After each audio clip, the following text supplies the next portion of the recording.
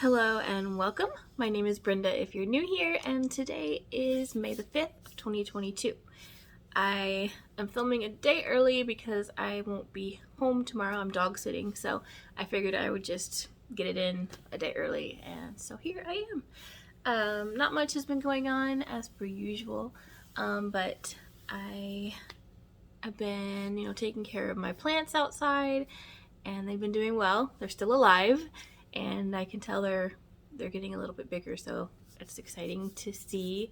And I think it was last year, I don't remember, maybe early this year, that I had shown some chairs that I was going to have my dad recover for me.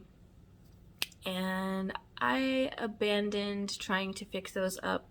It was taking a lot more time and effort than I had wanted. So my dad had found some chairs that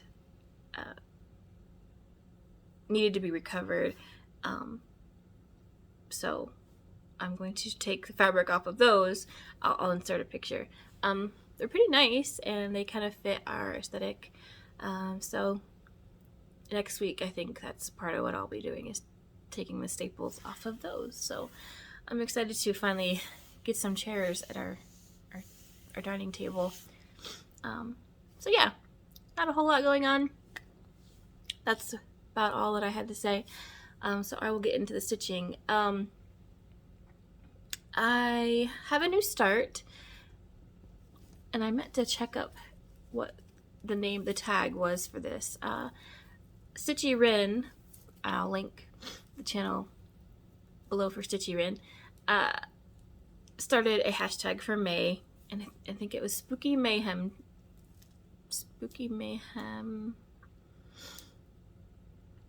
I don't remember the name. So I will look it up and I will put that down below as well. So I wanted to join in, so I went through my patterns that I have and picked a Halloween one. I will show what it will look like when it's done. It's from Doreen Jones, and it's called Little Ghost. And any fabric that I show today I dyed myself, which is including this one. So I gotta start. I only worked on it yesterday. But yeah, I went ahead and dyed this for it. I'm gonna put all 4 patterns on the same one. I just got 154 stitches in to start a little ghost there. So I'm joining in on that hashtag. I haven't done any of the May hashtags before, so this one I figured I would join in on because I like to do Halloween stuff. So and it's a little over halfway to Halloween, so figured we would do that. And the next thing that I worked on was a stitching shelf from Heaven and Earth Designs. It's an Amy Stewart pattern. Well, painting that they changed into a pattern. And I forgot to say that I can't remember exactly what count this is. I think it's 20 count. I'm gonna have to measure it and see. But I think it was a 20 count. So this one is on 25 count Lugana, and I got 583 stitches in. And so I'm trying to remember. I like to have both before and after pictures on at the same time so you can compare better. So I'll try to be mindful of that, of where I put stuff up. But I was trying to finish that book, but I didn't quite succeed there. But I'm almost done with that book. And this part is like, it's going to be a fan all the way across here. So, almost done with that one.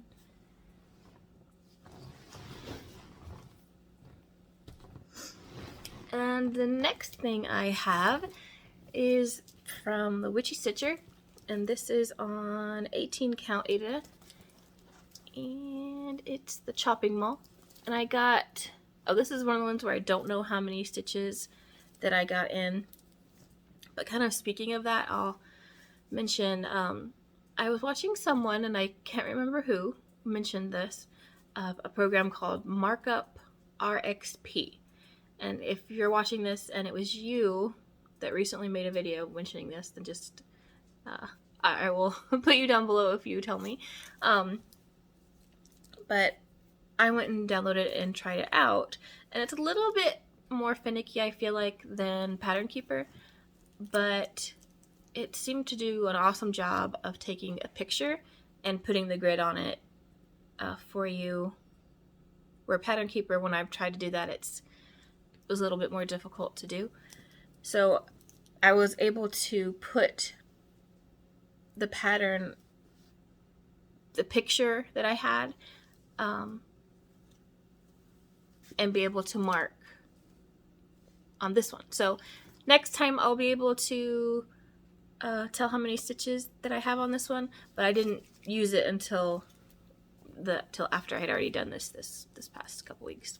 So I don't know how many stitches I have on this, but this is the entirety that I've done. But here, let me get a little closer. I can't see what I'm doing here.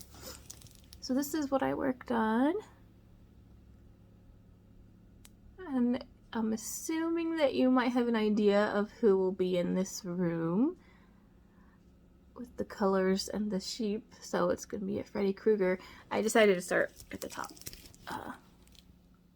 but they're cute, and you can kind of tell what this is. Sleep Street. So I will try to get this room done by next time. I feel like these take me, like I said, they take me a little bit longer to do those rooms. So next I have Roses and Lilies, which is from @Antique Stitch on Etsy, and this is on 18 count, I think it's 18 or 20 count Ada, and I got 703 stitches in. So let me try to, like I said, show you both of them at the same time. I think it's still kind of a little hard to tell where I'm at since I'm still just working on the grays, but we'll see by the side by side picture.